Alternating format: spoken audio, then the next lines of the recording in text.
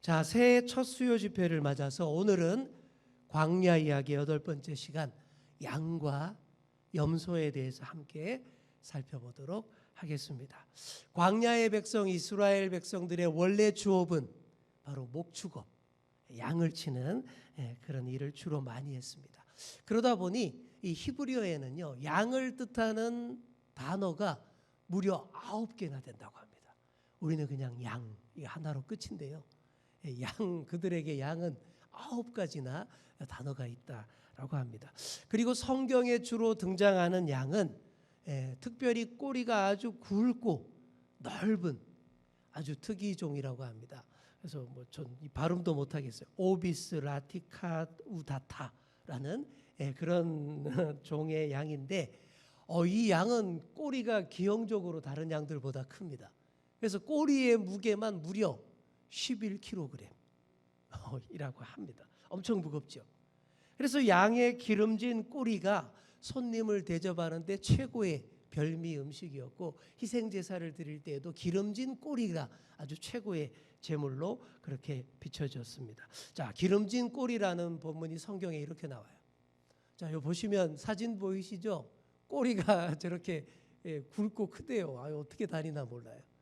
자, 기름진 꼬리를 지칭하는 본문들이 출애굽기 29장에 보시면 나오고, 또 레위기 3장 9절에도 기름진 꼬리, 그만큼 특징적인 기름진 꼬리가 특징적인 이들이 성경에 나오는 양들이 그런 특징이 있다라고 합니다.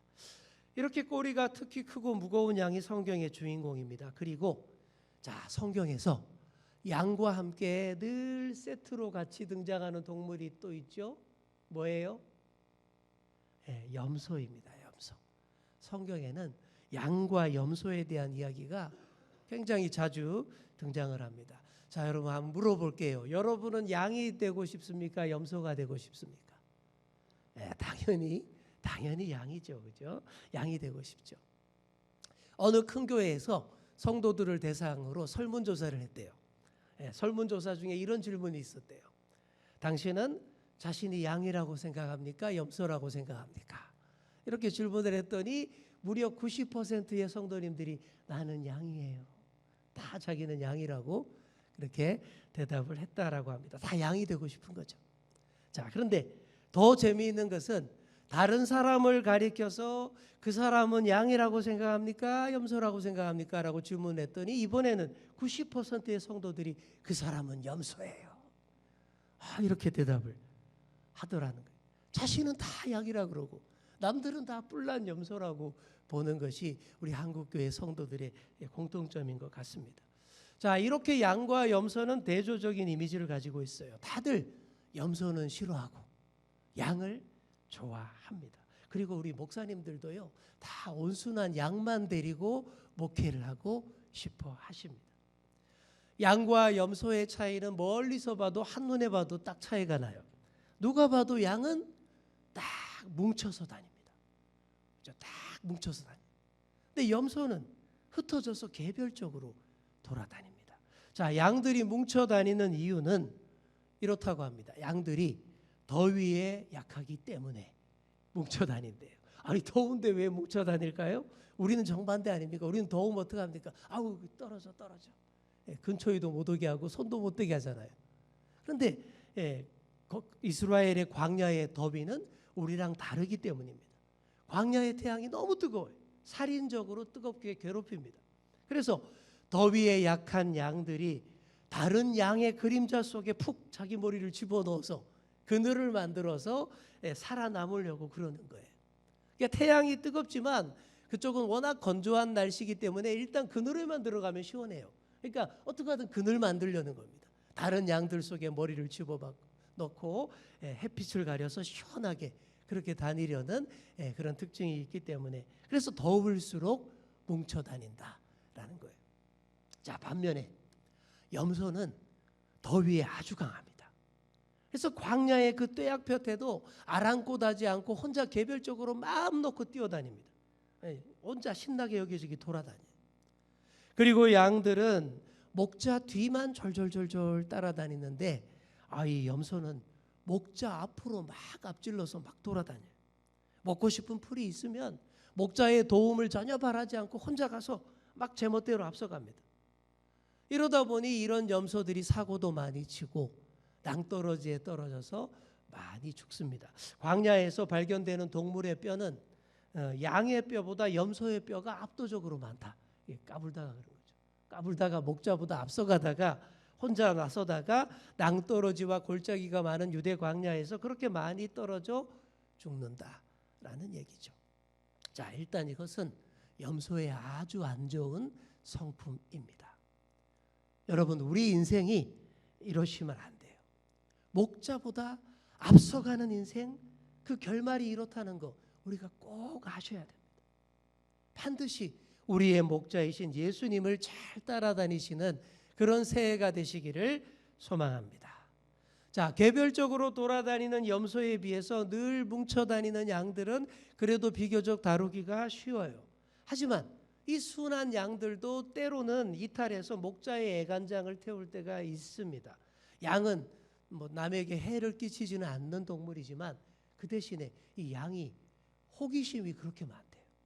뭐가 그렇게 궁금한 게 많은지, 주변에 뭔가 새로운 게 나타나면 그게 궁금해서 푸른 풀밭에서 벗어나서 막 산비탈 벼랑까지 갔다가 못 나오기도 한다라는 것이죠. 그렇게 대열을 이탈한 양들의 최후는 사망뿐입니다. 염소도 앞서 나가다가 많이 죽지만 양도 이탈하면 바로 죽음밖에 없다라는 거예요. 광야에서 목자의 품을 벗어난 양의 살 길은 전혀 없습니다. 소망이 없는 거예요. 그래서 성경 곳곳에서 하나님을 떠난 인생을 뭐라고 표현합니까? 목자 없는 양. 자, 그런 구절들 한번 잠깐 화면으로 볼까요? 민수기 27장 17절 함께 읽겠습니다. 시작. 그로 그들 앞에 출입하며 그들을 인도하여 출입하게 하사 여호와의 회중이 목자 없는 양과 같이 되지 않게 하옵소서. 아멘. 여러분, 이런 기도 여러분 하셔야 돼요. 제발 제가 목자 없는 양같이 헤매지 않게 도와 주옵소서. 자, 다음 마태복음 9장 36절 시작. 무리를 보시고 불쌍히 여기시니 이는 그들이 목자 없는 양과 같이 고생하며 귀진함이라. 예수님 말씀이죠. 무리를 보시고 불쌍히 여기셨는데 목자 없는 양과 같이 어떻게 한다고요? 고생하고 기진하며. 기진하는 거는 못 먹어서 그냥 비실비실하는 거죠. 고생하고. 이러면 좋습니까? 목자 없는 삶 너무 안 돼 보이잖아요. 게다가 목자의 품을 잠시라도 벗어난 양들을 노리는 자들이 왜 그렇게 많은지 몰라요. 목자의 품을 떠나기만 하면 벼르고 있는 악한 세력들이 있습니다. 자, 우리 다음 보시겠습니다. 자, 베드로전서 5장 8절 시작. 근신하라 깨어라 너희 대적 마귀가 우는 사자같이 두루다니며 삼킬 자를 찾는. 무섭죠. 두루다니면서 삼킬 자를 찾는다. 자, 다음 마태복음 10장 16절. 보라 내가 너희를 보냄이 양을 이리 가운데로 보냄과 같도다. 그러므로 너희는 뱀같이 지혜롭고 비둘기같이 순결하라. 아멘. 목자가 잠시만 한눈을 팔아도 아차 하는 순간에 이 양들이 대열을 이탈합니다. 그리고 이 양이 아주 못났어요. 장점이 별로 없어요.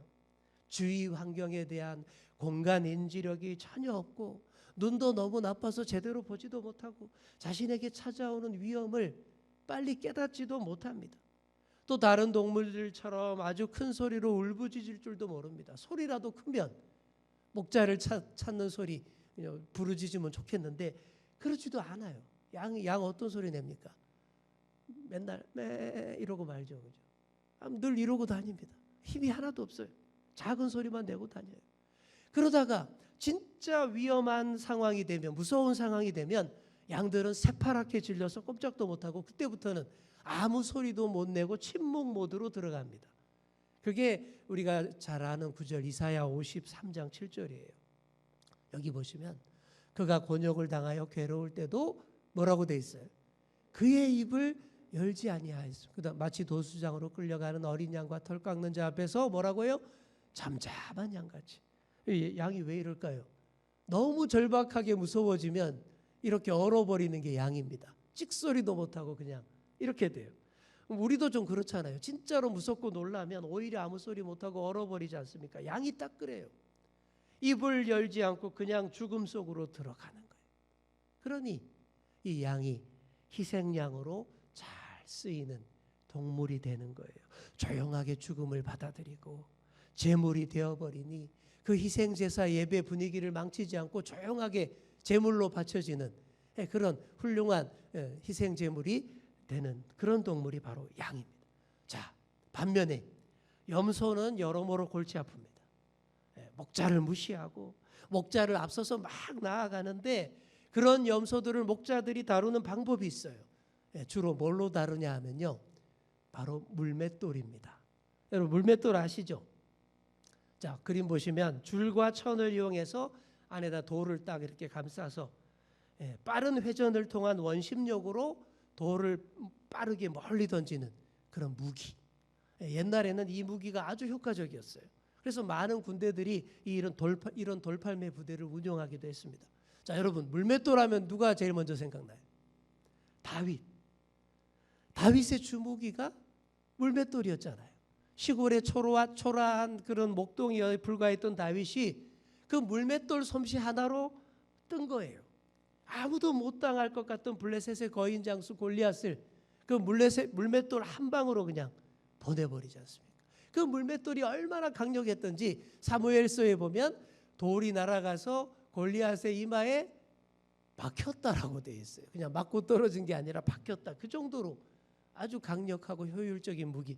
목자들이 이 물맷돌을 다 필수로 잘 다뤘습니다. 목자들이 물맷돌로 사나운 짐승을 쫓을 때도 사용을 했지만 이걸로 염소들을 주로 다루었습니다. 목자는 이 염소가 이 목자보다 앞서가는 걸 용인은 해요. 하지만 너무 멀리 목자의 눈에서 벗어날 정도로 막 멀리 간다 싶으면요, 그때 물맷돌을 사용합니다. 물맷돌을 던져서 염소에게 주의를 주는 거예요. 자, 처음에는 경고 사격으로 염소의 발 앞에다가 딱 던져요. 그러면 염소가 멈칫하겠죠. 목자를 쳐다보면서 잠시 고민을 합니다. 아, 목자 말 들어 말어? 잠시 고민해요. 그러다가 대부분의 많은 염소들이 다시 목자에게 돌아옵니다. 이 정도만 되면 아주 훌륭한 거예요. 괜찮은 거예요. 그런데 말 안 듣는 염소들이 꼭 있습니다. 경고 사격에도 개의치 않고 계속 나가요. 그러면 목자가 다시 물맷돌을 던지는데 이번에는 염소의 살이 많은 부위에 옆구리를 살짝 맞춥니다. 그래도 안 돌아오면 다음에 다리를 맞춰요. 그러면 대부분의 염소가 쩔뚝쩔뚝거리면서 목자에게로 돌아온다고 해요. 자, 그래도 안 돌아오는 녀석은 어떻게 하냐면 목자가 최후의 한 방을 날리는데 바로 염소의 똥꼬를 딱 맞춰버린답니다. 똥침을 한 대 놓는 거죠. 그러면 이제 염소가 거기에 약점인 것 같아요. 정신을 못 차리고 어쩔 줄 몰라 하고 목자에게로 돌아온다라는 것입니다. 좀 안 맞고 돌아오면 얼마나 좋겠습니까? 안 맞고 돌아와야 염소도 좋고 목자도 마음이 좋을 텐데 꼭 맞고 돌아오는 염소들이 있으니 이 피차 괴로운 거예요. 그런 염소 같은 성도들이 우리 교회에도 많습니다. 제발 좀 맞기 전에 안 맞고 좀 돌아왔으면 좋겠는데, 경고 사격만 보고도 돌아왔으면 참 좋겠는데 꼭 맞고서야 울며 불며 돌아오는 그런 성도들이 많이 있죠. 우리 주영교회 성도님들은 제발 안 맞고 돌아오시는 여러분들 다 될 수 있기를 간절히 축원합니다. 자, 간혹 진짜 드물긴 하지만 진짜 못된 염소, 뿔이 많이 난 염소는 그 똥침을 맞고는 반항하는 녀석이 있다 그래요. 목에 털을 바짝 세우고 달려와서 목자를 뿔로 받아버리는 경우가 있답니다. 갈 때까지 간 염소, 일명 들이받는 염소입니다. 여러분 혹시 내 안에 이런 모습이 혹시 있지 않는지 잘 살펴보셔야 돼요. 이런 염소가 된 그분도 참 힘들고 어렵고 이런 염소를 만나서 들이받치는 목자, 목회자도 정말 힘들어요. 그 상처가 정말 깊고 오래가고 회복도 잘 안 됩니다. 자, 우리 옆에 계신 분께 이렇게 말해주겠습니다. 들이받는 염소는 안 됩니다. 아멘. 우리 목사님들은 당연히 안 들이받는 양을 좋아합니다. 정말 양은 목자를 들이받지 않죠. 그런데 하지만 목회를 하다 보면요, 분명히 양인 줄 알았는데 양이 맞는데 자기 신분도 모르고 염소처럼 들이받는 양이 꼭 있습니다. 그때는 정말 대책이 없어요. 저도 지난번 교회에서 심각한 문제가 발생했을 때에 들이받는 양들 많이 봤습니다. 들이받쳐 보니까 정말 힘들더라고요. 괴롭고요. 그래도 참았습니다. 오죽 저분이 힘들면, 화가 나면 저럴까 이해해 주면서 또 동료 목사들에게 제가 이런 유명한 말을 했습니다. 들이받는 양도 양이다. 명언이죠. 제가 이것 때문에 산 거예요. 들이받는 양도 양이다. 이런 자세로 참으니까 결국에는 해결되더라고요. 시간이 가니까 다시 양의 자세를 회복하더라고요. 나중에는 막 찾아와서 아유 목사님 그때는 제가 몰라서 그랬습니다. 잘못했습니다. 죄송합니다. 사과하고 사죄의 선물도 하고 뭐 그랬습니다. 그런데 그때 그런 것을 잘 못 참고 들이받는 양을 양으로 안 보고 같이 들이받아 버린 우리 여러 목사님들 중에는 나중에 잘 안 풀리더라고요. 힘들어지더라고요. 우리가 이런 것을 잘 유념하면서 교회 생활을 하셔야 됩니다. 목자로서의 자세도 끝까지 지키는 목자가 되고 양으로서의 자세도 끝까지 유지하는 우리 성도님들이 다 되셔야 됩니다. 자, 지금까지 양과 염소를 비교하면서 어때요? 염소는 다 나쁘고 양이 다 좋은 것처럼 되었는데, 그런데 염소도 나름 역할이 있어요. 염소도 나름 조금 상당히 중요한 역할을 하는 부분이 있습니다. 그래서 이스라엘에서는 절대 양만 키우지 않아요. 양 3마리당 염소 1마리를 섞어서 그런 비율로 목축업을 한다고 합니다. 이스라엘 광야 환경에서 염소가 꼭 필요한 이유가 있대요. 그 이유가 뭐겠습니까? 어떤 분들은 그렇게 알고 있더라고요.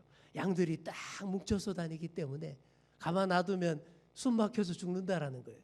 그래서 가끔씩 염소가 가서 뿔로 들이받아줘야 흩어지면서 숨쉬고 산다. 이렇게 알고 계신 성도님들이 많은데, 근데 실제로 이스라엘에 사는 분들한테 물어보면 그런 거는 못 봤다는, 그러진 않는다라는 거예요. 염소도 나름 지 생활이 바쁜데 막 양들한테 관심 없대요. 양들 들이받고 그러지 않는답니다. 그건 아니라는 거예요. 자, 염소를 양과 섞어 키우는 2가지 특별한 이유가 있습니다. 첫째, 따라해 볼까요? 초장을 보호하기 위해서. 초장은 이렇게 우리 회 찍어 먹는 초장이 아니라 푸른 풀밭 초장을 말하는 거예요. 이스라엘의 광야는 많은 양의 비가 오지 않는 척박한 환경이기 때문에 양들이 뜯어먹을 풀이 막 무궁무진하지 않습니다. 그래서 이 풀밭을 보호해야 돼요. 이게 목자들의 중요한 문제입니다. 여러분, 고기 잡는 어부들도 뭘 합니까? 어장 보호를 하잖아요. 그래서 그물에 치어가 걸리거나 작은 새끼가 걸리면 놔주잖아요. 환경 보호를 위해서, 다음에 잡기 위해서. 그리고 대개도 3월 넘어가면 못 잡게 하지 않습니까? 이게 다 그런 이유예요. 어장 보호입니다. 중국 어선들처럼 그렇게 무식하게 싹 쓸어가 버리면 환경도 파괴하고 미래도 생각하지 않는 아주 잘못된 그런 고기잡이를 하는 거예요. 그건 아닌 거죠. 자, 그래서 유대 광야에서는 푸른 풀밭을 보호하기 위해서 양과 염소를 섞어서 키웁니다. 왜 그러냐 하면 양과 염소가 풀을 뜯어먹는 습성의 차이가 있기 때문입니다. 자, 염소는 어떻게 먹냐 하면요. 그래도 염소는 먹을 때는 그래도 요건 좀 현명해요. 다 자란 풀의 잎사귀만 살살 이렇게 뜯어먹는데요, 염소는. 자, 그런데 양은 어린 잎, 다 자란 잎 안 구분하고 다 뜯어먹고 또 줄기째 다 뜯어먹어버린대요. 그럼 어떻게 돼요? 망하는 거죠. 그럴 때는 양이 참 무분별하고 어리석어 보여요. 그래서 양들만 목축할 경우에 그 풀밭이 완전히 황폐화되어 버려서 다음 해를 기약할 수 없게 된다라는 거예요. 그런데 소수의 염소를 그 사이에 섞어서 같이 키우면 양들이 그 염소를 따라한다라는 거예요. 염소가 잎사귀만 조심스럽게 살살 뜯어먹으면 양들이 보면서 저렇게 먹는가비요? 하면서 그걸 조심해서, 염소처럼 조심해서 뜯어먹게 된대요. 양들이 은근히 따라쟁이라서 그렇게 된다라는 것입니다. 그렇게 풀밭을 보호해서 우기가 지난 다음 해에 푸른 풀밭을 또 기대할 수 있다라는 그런 얘기입니다. 자, 2번째로 양과 염소를 섞어서 키우는 이유는 광야의 험한 길과 높은 바위를 지날 때 염소의 역할이 필요하다라는 거예요. 유대 광야에는 산과 골짜기가 많고 험준한 낭떠러지가 이어지는 그런 위험한 곳이 많습니다. 목자가 이런 환경에서 많은 양떼를 이끌고 푸른 초장과 잔잔한 물가로 인도를 해야 되죠. 근데 그 과정이 너무 어렵습니다. 높은 바위도 올라가야 되고 험준한 비탈길도 내려가야 합니다. 특히 광야에서 만나는 이 잔잔한 물가는 이 비가 온 후에 골짜기에 이렇게 생기기 때문에 반드시 그 험준한 내리막길을 내려가야 된다라는 거죠. 그럴 때 양들만 쫙 모여 있으면 이게 진도가 안 나간대요. 왜냐하면 양이 너무 겁이 많대요. 얼마나 겁이 많은지 이 정도라고 합니다. 잔잔한 물가에 가서 물을 마시게 하면 양들이 이렇게 물을 마시다가도 물에 비친 자기 모습을 보면서 평화롭게 물을 마시고 있는데 그럴 때가 있잖아요. 바람이 갑자기 싹 불면 어떻게 돼요? 물결이 일죠. 그러면 물에 비친 자기 모습 어떻게 보여요? 이러잖아요. 그죠? 그거 보면서 식겁을 한다는 거예요. 뭐 유령이 나타난 것처럼. 그때 빨리 목자들이 이렇게 도닥여 주지 않으면 공황 상태에 빠질 정도로 양이 그렇게 겁이 많대요. 자, 이런 양들만 데리고 목자가 험한 광야길 잘 갈 수 있겠습니까? 힘들어요. 평탄한 길에서는 그래도 문제가 없지만 높은 바위를 올라가고 험준한 비탈을 내려가야 할 때는 엄두를 못 냅니다. 양들이 안 따라온대요. 막 뒤에서 막 이렇게 막대기로 때려가면서 뭐라 보지만 그래도 이미 두려움의 포로가 된 양들은 꿈쩍도 하지 않는데요. 자, 바로 이때에 필요한 동물이 염소라는 거예요. 진퇴양난의 상황에 빠졌을 때에 염소가 돌격대 역할을 하고 났습니다. 이 겁이 없는 염소는 늘 목자를 앞서서 행하면서 험준한 바위와 비탈길을 용감하게 오르락내리락 하죠. 바로 이런 염소들을 볼 때에 양들이 저렇게 막 올라가야 하는가비요? 또 따라쟁이들이니까 거기에 그냥 막 이렇게 휩쓸려서 따라서 올라가게 된다라는 그런 얘기입니다. 자, 여러분 이렇게 염소도 쓰임을 받습니다. 너무 염소를 미워하지 마시기 바랍니다. 그리고 우리의 교회 현장도 유대 광야의 목축 현장과 비슷해요. 양들을 데리고 영적인 푸른 초장으로 잘 인도해야 하는데 쉽지 않을 때가 있죠. 양들을 데리고 험한 바위와 비탈길을 통과해야 되는데 양들이 순종적이긴 하지만 겁이 너무 많아서 도무지 진도가 안 나갈 때가 있습니다. 설교를 통해서 아무리 권면을 하고 강권해도 양과 같이 순에 빠진 성도들이 꿈쩍도 안 해요. 바로 이럴 때에 평소 염소처럼 막 좌충우돌 제멋대로 날뛰던 우리 이집사 김집사 염소가 맹활약을 한다라는 것이죠. 막 돌격대 역할을 해서 세게 확 치고 나가면 또 그 분위기에 휩싸여서 또 교회가 행진할 수 있다라는 겁니다.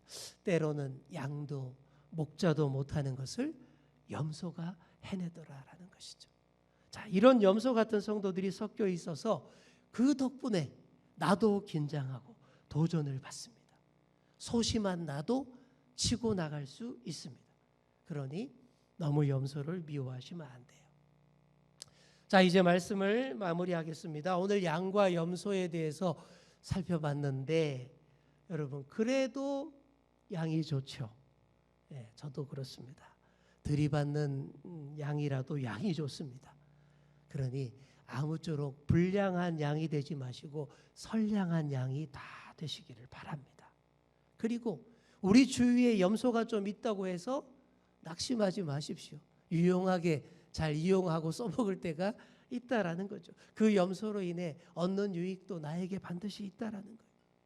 우리가 살아가는 환경이 광야와도 같고 우리가 몸담고 있는 교회에도 언제든 문제가 있고 염소가 섞여 있어서 괴롭기도 합니다.